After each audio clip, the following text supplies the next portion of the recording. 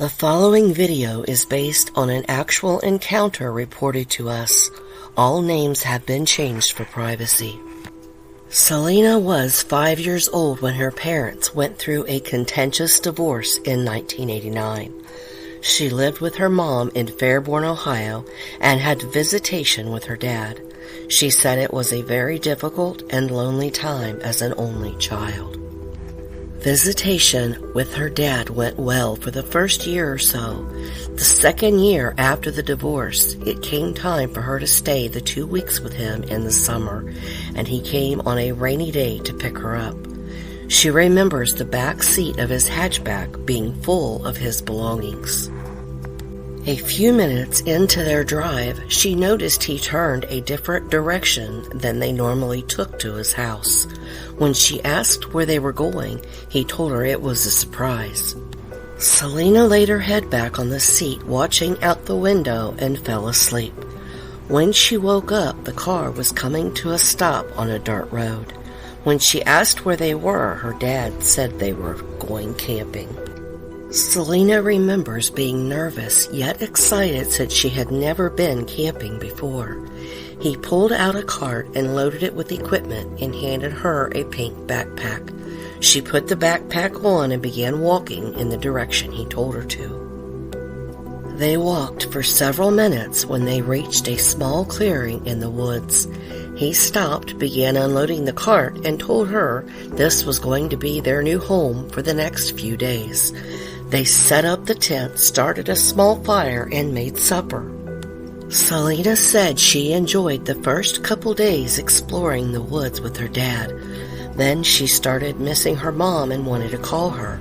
He told her there were no phones out there. When she asked to go back to his house to call her, he became upset and began yelling at her.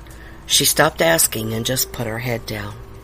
The next day, when her dad was out gathering firewood, she decided she wanted to find the car and the road back to town. A short distance from the campsite, she realized she didn't know the way back to the car. As she was walking back to the tent, she saw what looked like a gorilla sitting on a tree stump. Excited, she walked up to it. She remembers it looking at her and how excited she was to pet it.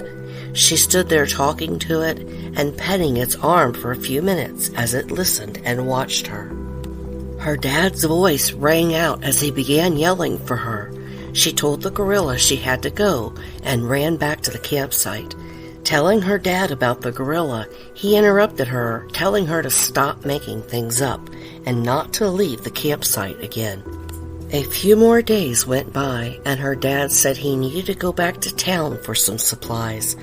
Thinking she was going with him, she began getting ready. Standing at the edge of camp with his backpack on, he told her she wasn't going. As he was walking away, she grabbed his leg and wrapped herself around it.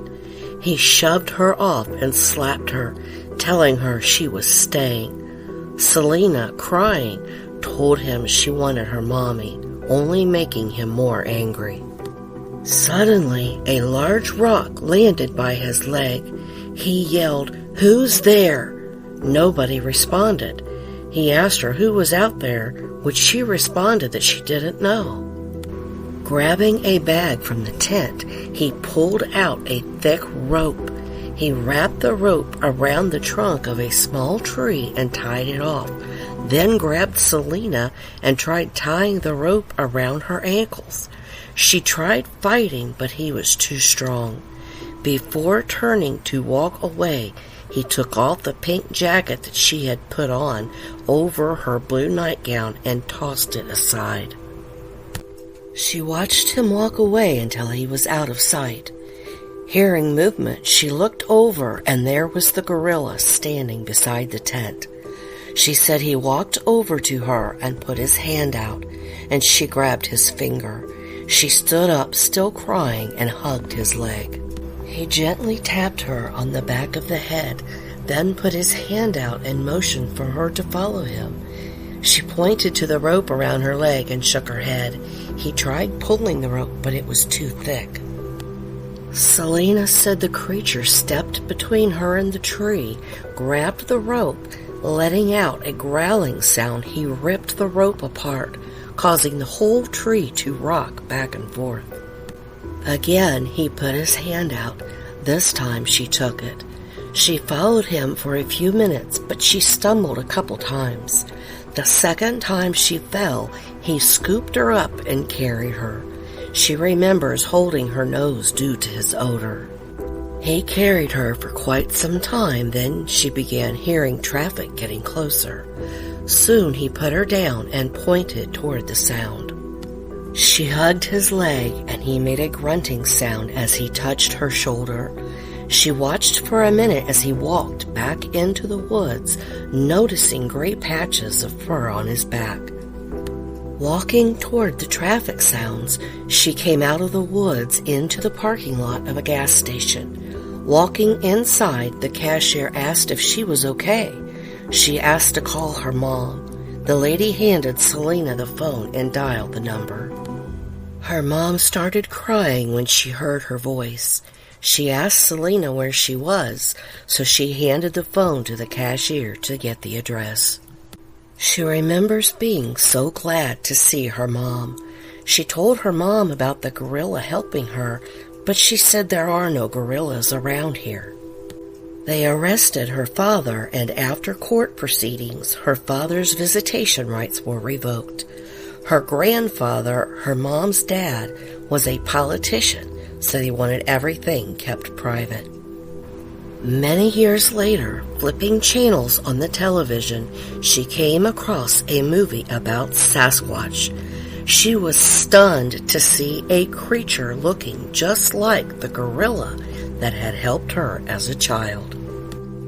Selena said she started looking for all of the information she could find on Bigfoot.